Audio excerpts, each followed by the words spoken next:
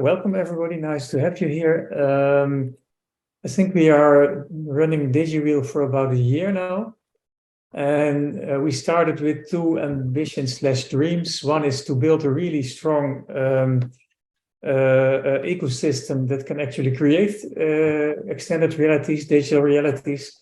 But also we want to be really push the limits of how we can interact with this reality. So these realities are not static representations of data, but these are things you can explore, play with. You can explore with the environments, but also with the virtual humans that are there.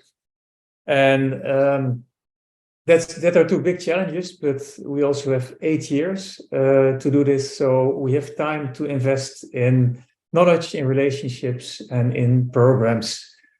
And I think I can speak for me, for Fontis, but I think and I hope also for other partners, the learning is already happening. We are institutions with very different backgrounds, different ways of working. And I see there is a lot of willingness to show each other how we work, how we think. And so, yeah, for me, this is already quite successful in everything we learn, and we're only starting. So, yeah, that's really nice. I think I want to start with my presentation. And for one thing, I cannot start screen sharing while the other participant is sharing. Nick? Right. Okay. Because one of the things we work a lot at Fontis, now I should get to the play button, yes.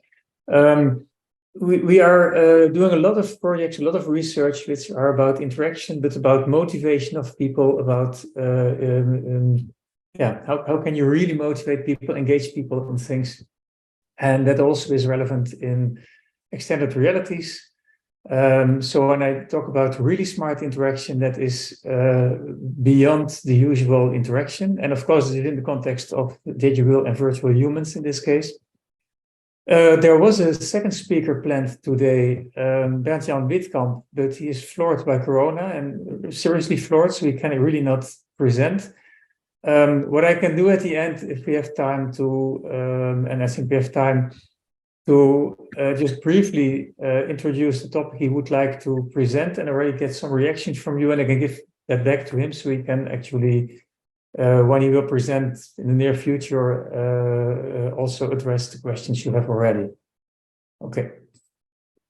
So if we are talking about really great, really smart interactions from people with digital humans, I think it makes sense to look at human interaction. And for example, if you look at a teacher, what makes a teacher a great teacher? What is it? We all have examples, I think, of teachers that we did find inspiring or motivating. And that is not only a matter of a teacher having, good knowledge about the subject. So it's not knowledge skills, it's not even being inspiring in presentation, but it's also really about teachers that are empathic, that can really make the connection with children. And this connection, that is really what really smart interaction is about. Because transferring the knowledge, we can do that. Algorithms are smart, can process data, but how can we really have impact on people? That's what I want to talk about. And now here's the word empathic. When you look in computer science, there are more words. For example, emotions is another term you hear a lot. And I always want to make this point that emotions are not something irrational. They're not opposite to rational, but emotions are actually the fundament of rational behavior. It is because we have emotions that we can distinguish important from not important things, urgent from non-urgent things.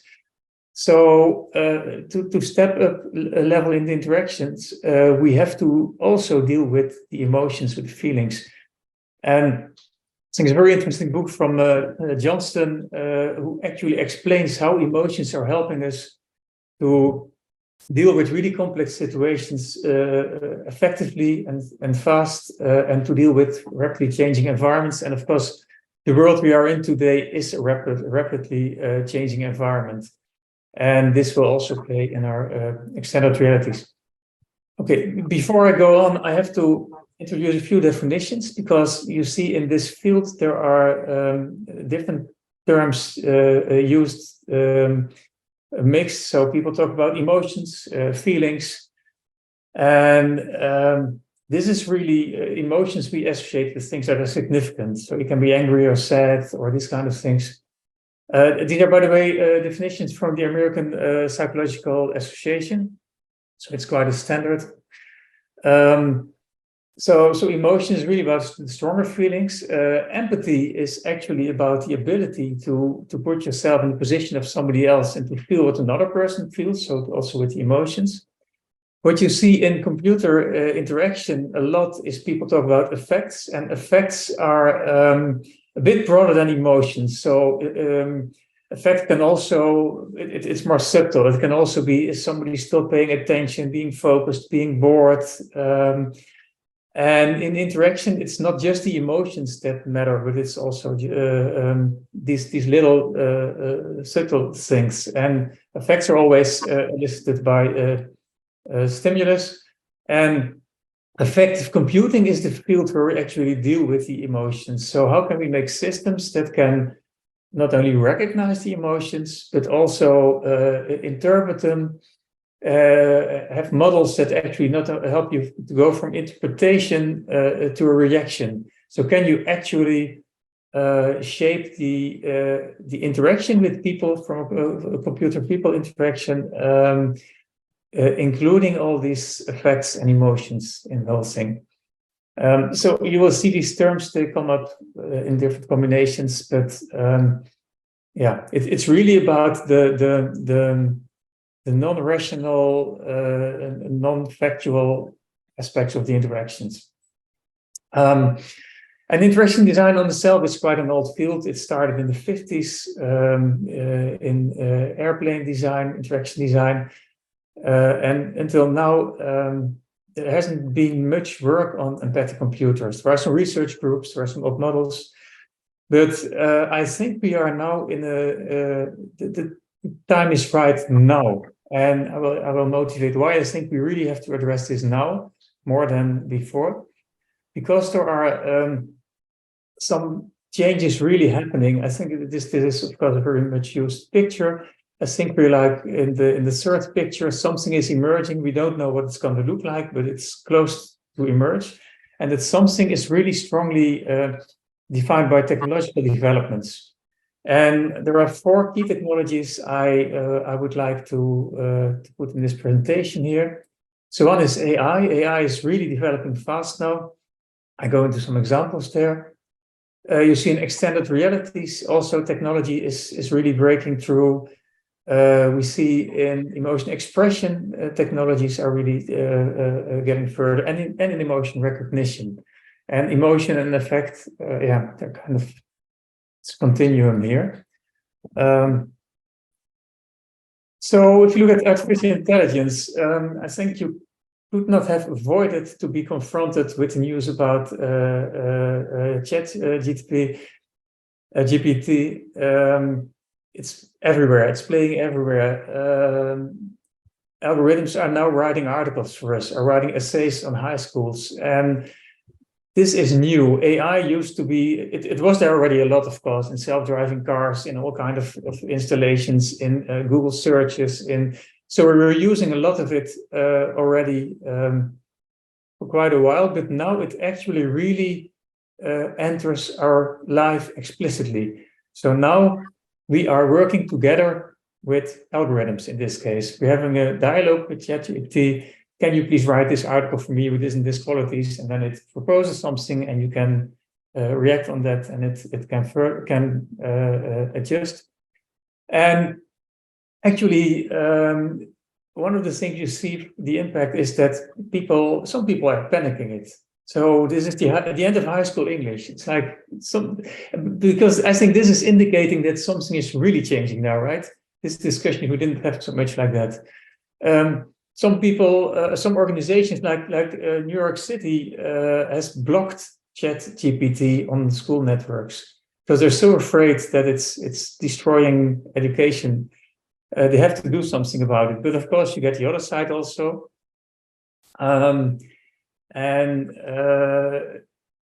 A lot of people also build the case, well, if it's there anyway, why don't we embrace it and use it and get stronger with it? So start really cooperating with it.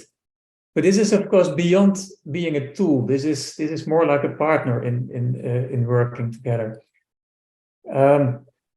So I think we are redefining our relation with technology here. So we have to think about, this is no longer a tool. We have to think about how are we relating to this? Is this a colleague? Is this a friend? Is this a threat? And whatever happens, we are sure when you, this example, education will really change. It's hard to keep this outside of school. It's hard to keep this outside of tests. So we have to change some things fundamentally. And the same is true for work. We are in the projects with journalism, which is also part of this cooperation in DIGIREAL. And we are developing the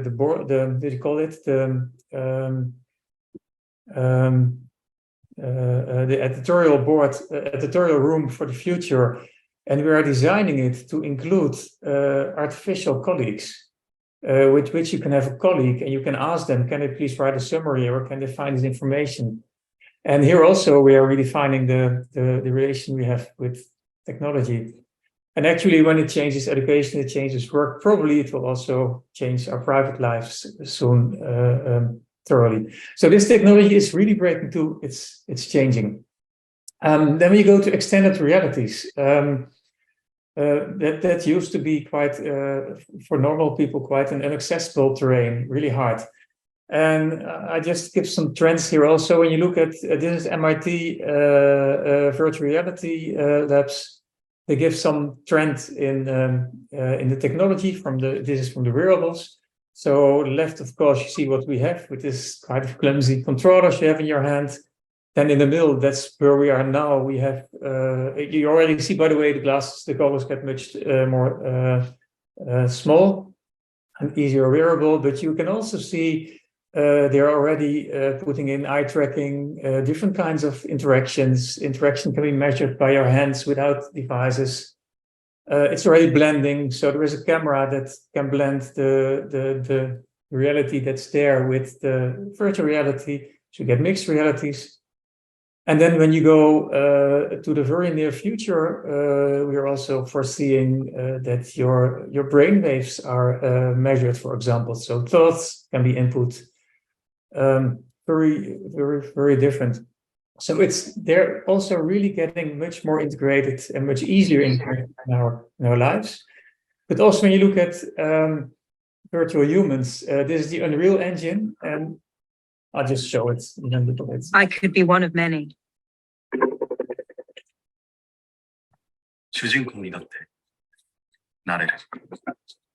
Je pourrais être architecte.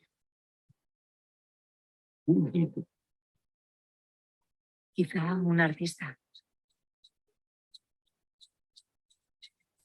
You create the narrative. I am metahuman.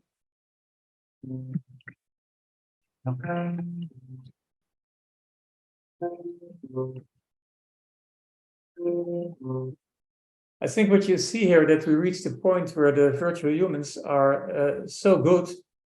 I mean, if you take this starting part of video, I couldn't have told that this was a virtual human.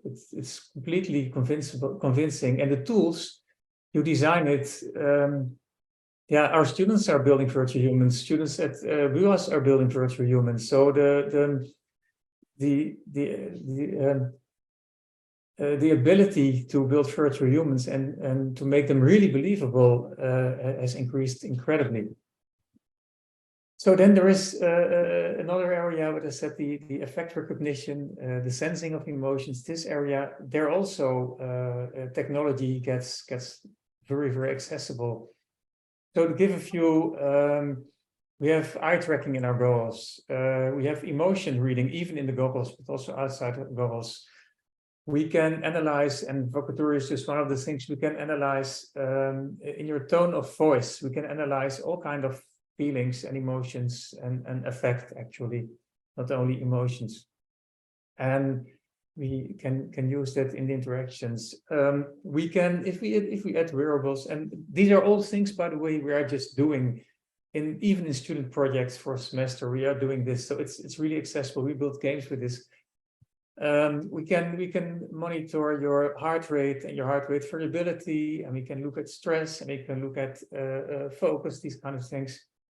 It's become common technology, really low level. We can look at skin resistance, and we can analyze it on different components, and we can see whether stress is building up, but we can also see if you're reacting instantaneously on things happening. So when you're in a virtual reality and something's happening, we can see if you catch it. We can do mood analysis in texting. This is not in the tone of voice, but this is in the wording of what you say. And we can, well, all these things individually already work quite well. And we have seen examples like the Koningsdag, for example, mood analysis. We're using this in sleep research and stress research. But that's when you put them alone. But when you combine them, then it becomes really, really strong. So we can assess the effect, the emotions of people quite well already, integrated in the hardware, in virtual reality, in environments. We can do that. Then the expression, I'll show you the video again. I'm a virtual human created by Ziva Dynamics. I'm powered by state-of-the-art biomechanical simulation, and I'm running in real time in Unity. But enough about me. I have some even more amazing news to share with you today. I'm excited to announce that today, Ziva, my creators, are now part of the Unity family. Unity and Ziva have a shared vision of making realistic, lifelike character creation accessible and scalable for all artists, regardless of skill level. And it's not just for virtual humans like me, but for any kind of creature, monster, or animal imaginable, realistic or stylized. When you look at this, the expressions in the face, and I'll come back to that later, you can see even when you try to remember something, we look over our right shoulder or left shoulder, all the expressions are matching what she's saying, whether he's enthusiastic, has to think about it. This, again, to me, is very believable when I see this online. I wouldn't know this would be a virtual human. It could be a real human to me. So these are these 4 trends that come together that make that I think we can actually make really steps in really smart interaction. So really integrating the moods, the effects, the mental state of people and dealing with that. And there are some design challenges we are working on. And for example, one is in the recognition of the effect of people, you still have to deal with limitations. So we cannot really measure emotions, but you can measure a lot of signals that are related to emotions. I'm not going to go into this point really deep, but you have to integrate this in your interactions. You have to leave room for this interpretation. Otherwise, if you pretend to know for sure and you don't know for sure, this is scaring people away. But actually, this is also true for people. We also can't interpret emotions perfectly. So it's similar, but that's the point. Then there is one which is the effective computing models. So this whole story from we detect things and we interpret the signals, and then we have to make a reaction. These reactions should be appropriate and they should be adaptive, because when you do something, you get a reaction, you have to get back. That's also a challenge. Then I think a big issue in virtual humans, as in robotics, is the uncanny valley, of course. I can say something about it. And also when this interaction starts involving emotions of people, and you're actually monitoring emotions of people, then of course you're entering an area with a lot of ethical and legal issues as well. So let's go to effective computing. When you look in the in this field, let's say when you have computers that are not doing anything, or universal humans or robots that are not doing anything with effects, so they don't recognize effects and they don't express effects. This is what we call in mindless computing. So there's no connection to the mental state of people. When you look in games, for example, we do have, and it's called impersonator. We can have characters that express emotions. But when there is no measuring, no detection of emotions of the user, and it's only an impersonator. It's like you're watching an actor on the screen, you can't influence it, but it can express emotions. The other way around is when you can measure it, but you don't express it. We have interaction solutions where the measuring is important. So you want to see if people get stressed or are interested. So this is happening a lot in marketing, for example, but also in therapy and psychology. Then you call it an evaluator, just monitoring the mental states. But what we actually aim for when we interact with virtual humans is the mindful interaction. And the mindful interaction, then you can assess the mental state, the effects of the real people, and you can actually express effects to the people. And of course, you have this model. So these are the areas, and I think we're really aiming for level 3 for the mindfulness. Then you go to really smart interactions. And for people not familiar with the topic, if you look at effective computing models, you see in the upper left corner the user. The user is expressing something, and that is generating data. The data, of course, you collect with all your sensors and stuff. And you start appraising the data that you see. You start appraising the GSA. This is this is really your physical expressions, like skin resistance, heart rate, these kind of things. And OCC is all the expressions. The OC it's just 3 names, but it's the expressions you measure, the emotions. You try to analyze that and to come to an emotional state, but the emotional state is not only a result of what you measure, but also in combination with the model you have of somebody. So people that are always happy look different when they're angry than people that by nature have a more angry face, for example. Or, people that are very stable in emotions, that's a different person than people that are very fluid in emotions. So you do not only need the observations and the data, but you also need to build a model from the person whose emotions you're assessing. And when you do all this with your intelligent agent,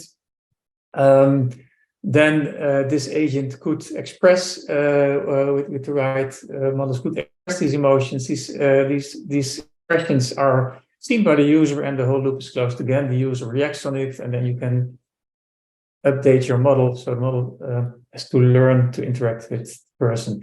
This is the challenge of effective computing. And for example, from DIGIREAL, we are now proposing a DIGIREAL project where we want to build virtual human tutors for children, and they should be aware of children. In this tutoring, they should be aware of the mood and the mental state of the children.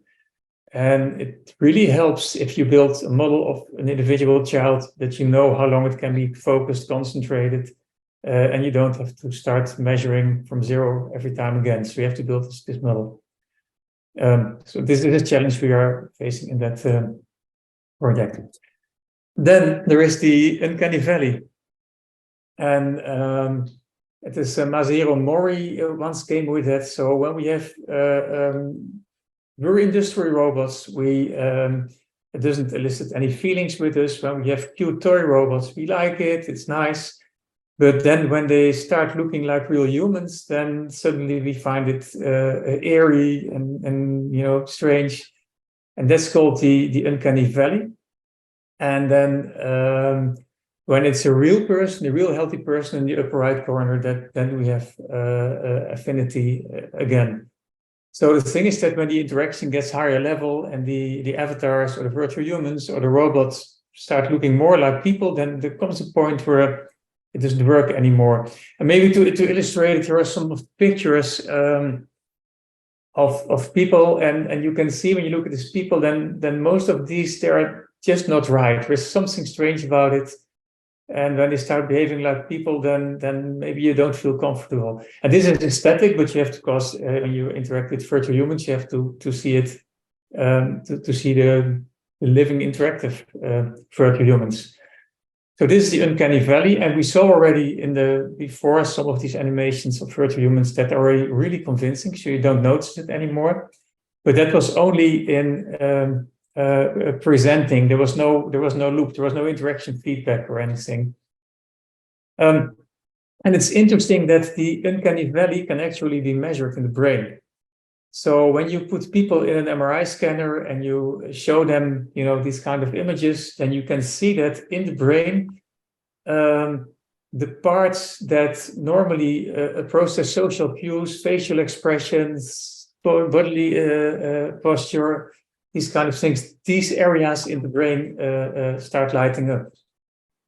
So it is really what we are using in human-human interaction.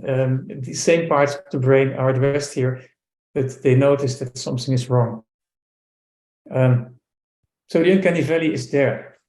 And there are already some ideas. Some people say it's not a valley, it's an abyss. You can't cross it, but I think there is more hope now than like some years ago that we can actually bridge this uncanny valley. And like, for example, Tinwell, one of the researchers, says there are things like the facial expression must match the emotions that are in the speech, for example. And I don't know if you ever tried it. I did it. It's a bit unethical, but when you have a small child and you say really bad things with a really nice face, they get really upset. They sense the discrepancy. So this happens with humans too. Humans that say something and it doesn't feel right, then you get upset. But it's the same when your virtual human is saying something and the facial expressions do not match. It also feels airy. It feels wrong. And the same is true for the body movements, the postures. They should also match what's happening. So somebody really enthusiastic should not be leaning back and disinterested.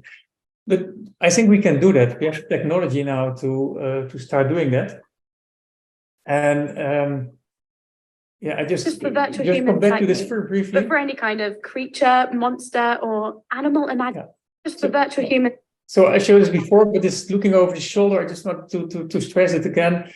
She is actually doing the right things. She's doing the right expressions, the right even movements. You're missing the hands and the body, but when we would see a body, we would probably see the hands gesturing, and you would expect that.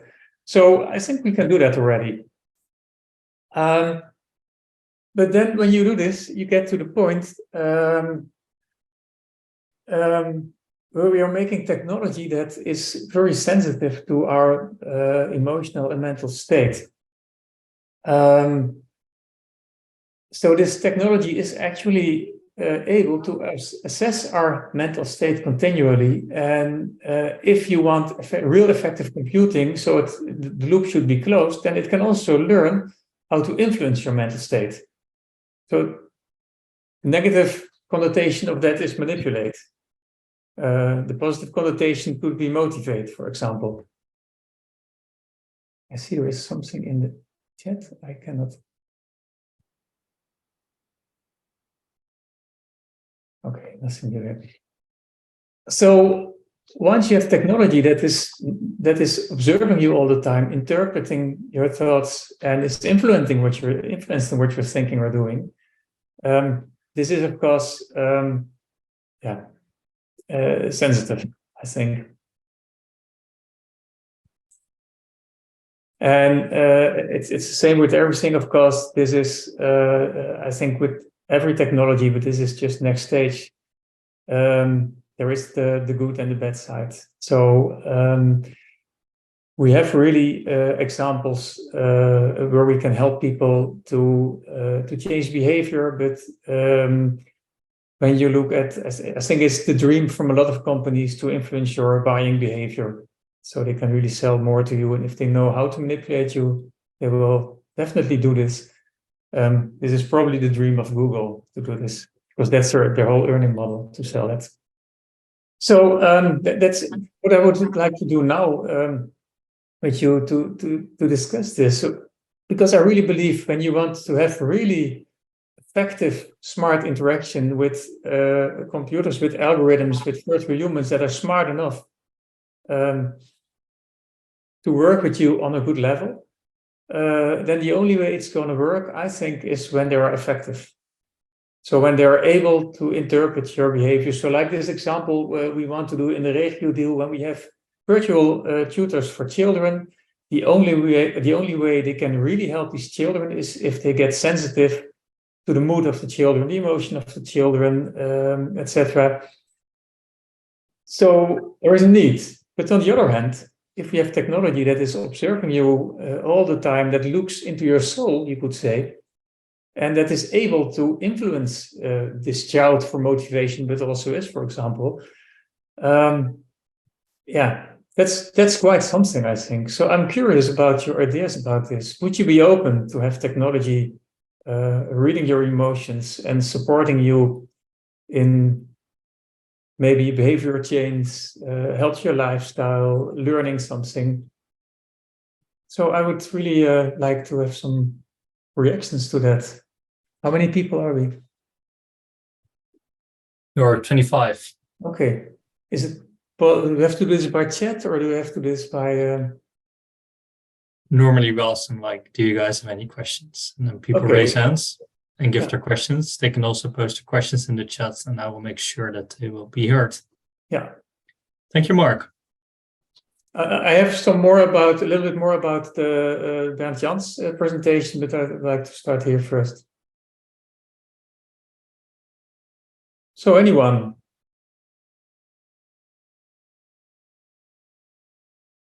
I see a question from Bram.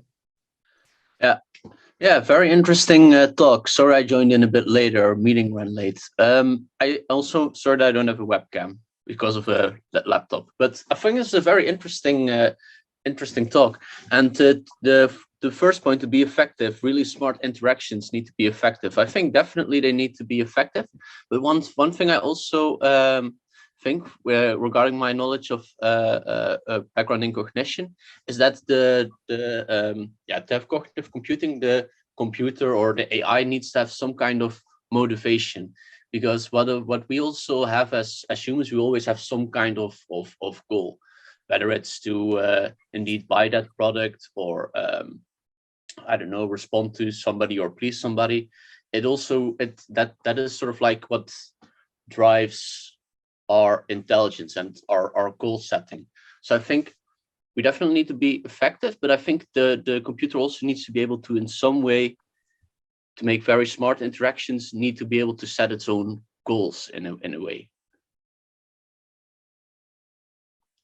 I think that's really interesting what you're saying. I don't have an answer to that. Yeah, it was more of also a bit of a brain fart for me, or something which I just... Yeah, no, it's interesting, because do we define the goals or the motivation of this virtual human, or does that emerge? Yeah. Yeah, I think it's definitely indeed something which happens from emergence, from different components interacting. Also, with regarding to ChatGPT, one of the interesting things about that specific neural network is that it has a component called self-attention. And you mentioned mindfulness is the strongest component for effective computing. And mindfulness, in my view, or my understanding, is that you can observe your own internal state and make judgments based on that. And the interesting thing about ChatGPT, about those large language models, specifically what's under the hood, the transformer neural network, is that it can take the context of what is, for example, formerly said into account, and then allocate place attention, emphasis on certain things. And before that, we had other neural networks, recurrent neural networks, which just looked at the previous word. So to have the new word, I just look at the previous word and so on. But now this other neural network, it has self-attention as it's called, and it can sort of like look back 20 words or 100 words. And that's why it can make such good predictions of what to say or what word to say next. So I think actually that attention part and that mindfulness part, I think that's also something which is very very interesting and something we're moving towards quite quickly. It's just very interesting. Not directly sure what point I'm getting to, but just really made me think. No. So but I think it's really interesting what you say, because it is. I think a big point here is that technology is moving from being a tool like a hammer that we're using to more a colleague, a partner, something like that. It's more equal. It's not identical, but on a more equal level interactions. And maybe part of that is that you don't control the motivation, the self-attention of that equal partner anymore, but it develops. I'm not sure. This is it's interesting. No, definitely. It's definitely I teach AI, and then how I was discussing with a colleague lately. It's sort of like a little bit ChatGPT like an intern. You tell it what to do and it comes up with some answer, but you still have to curate the answer, make sure that makes sense. Sometimes it just outputs fluent bullshit, but it's really good help. Really, gives really substantial results. Yeah. It's quite interesting. And maybe then in this case, in this scenario, the motivation of ChatGPT is just to sort of like satisfy the needs or the goals of the one who gives the assignment to it. We also have a question from Heidi in the chat. So maybe technology can respect your privacy, a piece of the soul they cannot reach. So would that actually be technical possible to define a piece of the soul that it will not be able to analyze? What do you think, Mark? Sorry. So maybe can technology also respect our privacy? So maybe there's a piece of the soul that it cannot reach. My follow-up question is that even technical possible to define, like you cannot reach this, you cannot analyze this type of data? What do you think? I wonder if there is a part of your soul that cannot be reached. If you can define a part of the soul that cannot be reached for other people. Some people are better in reading it, some are not so good in reading you. I cannot imagine how you could define that and how you could build that. So I'm a little bit afraid that this technology will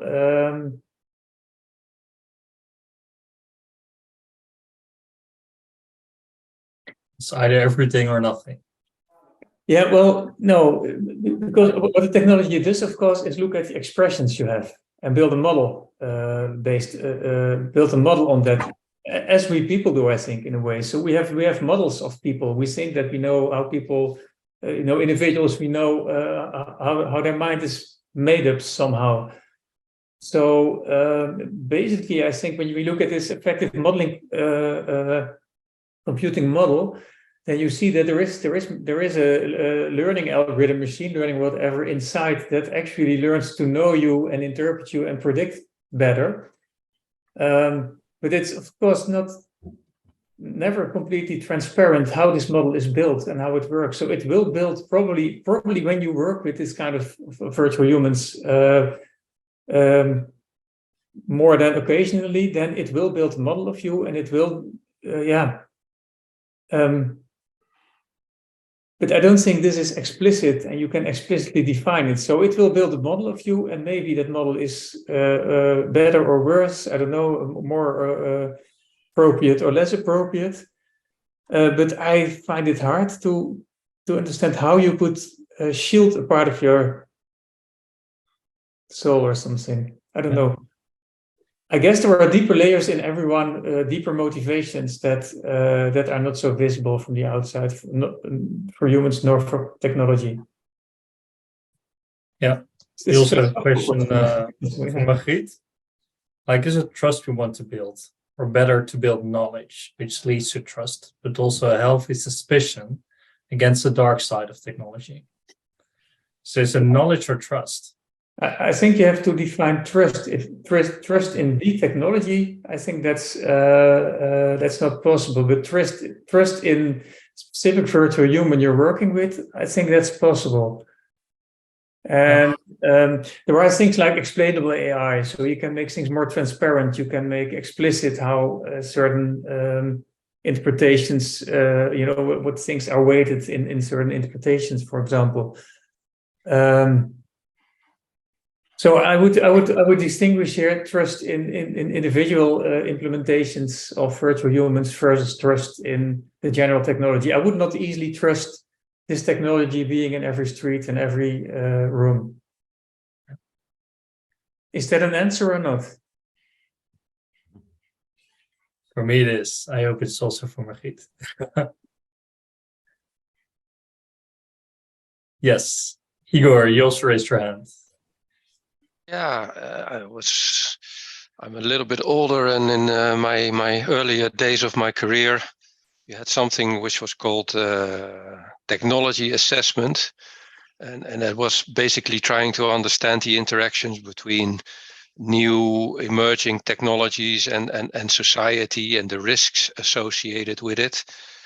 And looking back, it feels a little bit like, okay, maybe these technological developments went a little bit slower, so we were more in a position, whatever, to take some biotechnology developments and then have organize societal discussions around it, reflect upon it, and so on and so on. But it seems a little bit to me that these technologies are so, whatever, coming at us at such an enormous speed that it feels that we hardly can keep up with understanding them. So they already are there before we realize that they're being developed. And now my question is, do you feel that we have enough understanding, societal debate about the combination of all of these technologies, and do whatever lay people or just normal societal organizations, are they enough aware? And then if the answer should be maybe perhaps not, what can we do? Shouldn't we get more involved in societal discussions on virtual humans, for instance? I think the man in the street or everyday person, whatever, they have no idea that this technology is coming and where it can lead to and what type of society we are creating. Maybe, Mark, you have some ideas or reflections on this. I'm afraid neither do we. I don't know. It's a good question. I think what is important is that we try to have this discussion broadly. So I would rather not leave this to parties like Google and Baidu, etc., because they have an interest which is financial, commercial, but not ethical. I think we can really steer where this is going. Do we have enough idea about what's happening? No, but it is, for example, if you look, I put ethical and legal in the same line. I did it deliberately, even if they're not the same, not at all. But what you typically see is that legal is always late and slow, but it happens. When you look now in Europe, we get a lot more legislation about personal data, for example. And it's really catching up. It's happening, but slower, and there are accidents. And I guess there will be accidents with virtual humans too. And then there will be legislation which comes 10 or 20 years later or 5 years later. So I think the typical way is that we make accidents and then we learn and then we change it. But it is going very fast, yeah. If I can follow up on this, it feels to me that if we go into the legal side of it or ethical side of it, it sometimes the legal side of it is usually very regulatory. So how we can control it, confine it, usually after it already exists, because then we realize that there is a process. So we try to fix things that are already a problem, usually in the past, because something happened. And with the ethics side of it, I feel so disappointed sometimes that it leads to microethics. Where do we store our data? What about privacy? And it never seems to be, in my perception, so maybe I'm overstating, about the macro ethics. What are the underlying value systems? What type of society are we creating? What are the moral systems that we're getting into? And of course, I'm aware that there is also a lot of reflection in it, and there is ethical groups that consider these stuff. But also, sometimes I feel a little bit that these groups and these ethics, they seem to be working kind of like isolated, often from a very critical stance. And this interaction is somewhere in between, in really creating a good societal debate about, for instance, virtual humans. Where is it leading? What are the ethical systems about it? What do people know about it? It feels to me sometimes like a little bit of a gap. But I'm also aware that this is not a question, more like a point. So if people disagree, I'm very curious to know how they feel. No, but I do agree with you. I do think this is giving a responsibility to the researchers, and we need researchers that are not afraid to develop things, but also have these questions. Yes. So I think New Mind Labs lab, for example, where we are in the middle of the city and we're very open and we can invite people, that could be a nice example of how we can engage a broader population with these kind of topics. Yeah, maybe you should organize a DIGIREality debate session. Yeah, that's open to the public. Would be very much. Then it becomes interesting, because then it touches also on the responsibility and the position of universities and universities of applied sciences, or intermediary groups that study and approach this. But also you can on the one hand be fascinated by the development of it and know the core of the technology, so that you know what you're talking about. And at the same time also be able to have this moral component or ethical component where you understand the consequences and are able to communicate and bridge with society. And that, of course, is a huge challenge. But it feels to me a little bit separated and segregated worlds. Taking in time the time. Henk, you also have a question. Sorry to move on. Yes, one short remark about the discussion just previous is that I think you have to use something to understand it. So if you don't use it, you've never used it, you can't really understand what it's doing and what the effect will be on your life or on the society. But that was on remark for the discussion earlier. What I think about every kind of technology is the basic is, as it is with humans, that it has to be honest. So if you have an honest transition, so if you know as a human that you are corresponding with a virtual human, or you're corresponding with, and it's obvious that you do, then there's no problem. The problem is when you think that you're not corresponding with a virtual human, but you are. So honesty is, I think, is very important in using technology and communication about the technology. Yeah, I think I agree that honesty or transparency, I think that's a good idea. I'm not sure if that's going to happen, but I think that would be good if that happened, yeah. I think now, just recently, I had a problem with, I don't know, some web shop, whatever, and something was wrong, and I wanted to get some help, and then I got this stupid loop, you can get into these loops that make no sense. And then I was really frustrated, and I typed, "Can I please talk to a human?" And then I got back, "I am a human." It was a human following a script.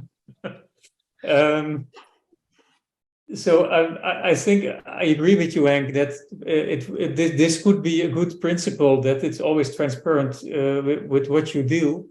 But I'm not sure if that's going to happen. And actually, even I think that this is when you look at explainable AI, for example, it would also, so when you get like this virtual human tutor for children, then it would also be good if we would still could look somehow under the hood of how is this virtual human thinking, reasoning, what priorities, what values are there somehow. And a colleague of mine is working on this field, explainable AI, for this reason.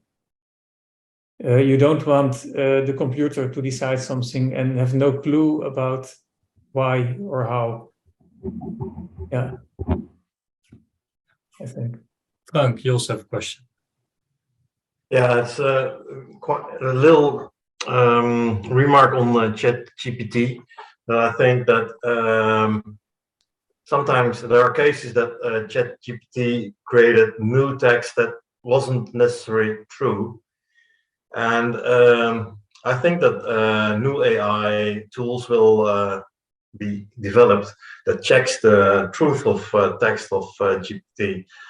And in all new technologies, other technology can be developed to check or to regulate the other technologies. So it's technology building and reacting on other technologies. But still, this is quite new, so the other applications will follow shortly, I guess. Yeah, this is the typical arms race of yeah.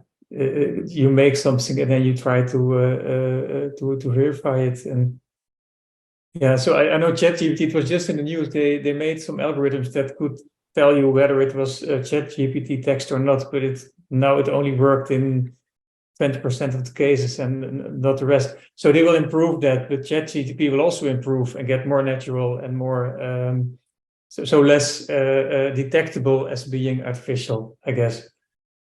So this is an arms race. And that's a threat, or yeah.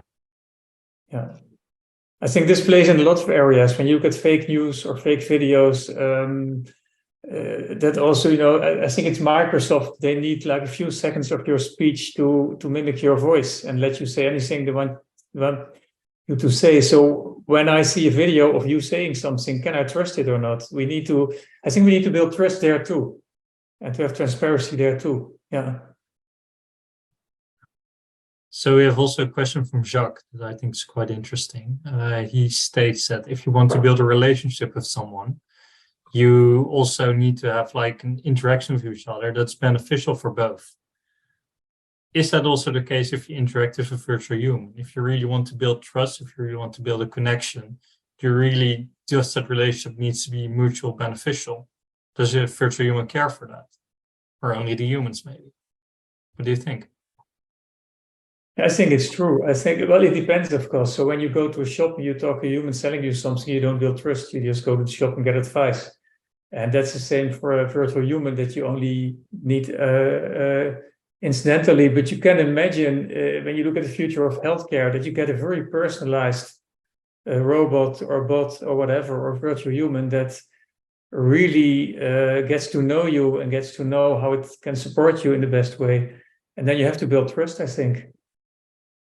Yeah, and I think, yeah, I believe that is in the future.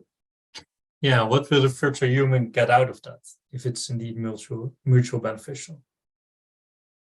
Yeah, what motivates the virtual human? Yeah, that's a good question. Let's start. Honestly, I haven't thought about that.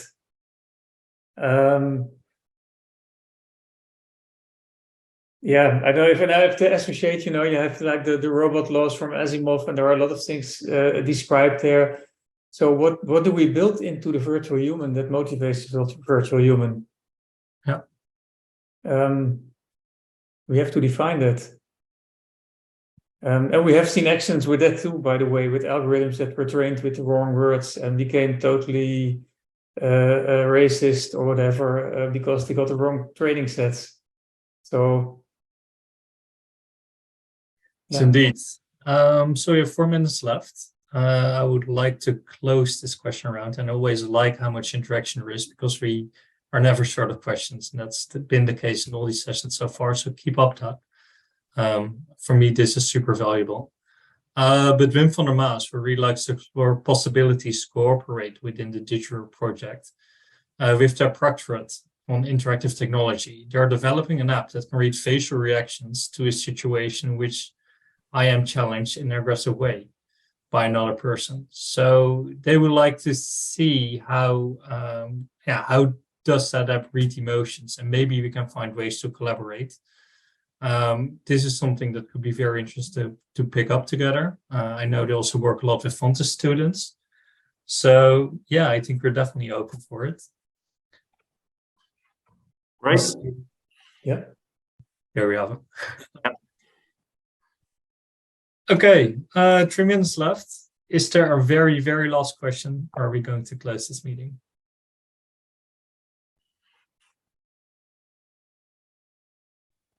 Thank you very much. Thanks a lot, pleasure. everyone, for participating. Next session will also be on the first Thursday of the month. That's the 3rd of March, I believe, and will be about volumetric capturing. And it will be presented by Natasha Pulsion from 4DR Studios and Dutch Res Media. I think it's going to be a very interesting session, and definitely hope to see you there again. Yeah, it's about holograms, huh? Yes. Super exciting. Nice. Thank you very much. Bye bye. Okay, guys. Doei, doei. Thanks. Bye. Bye.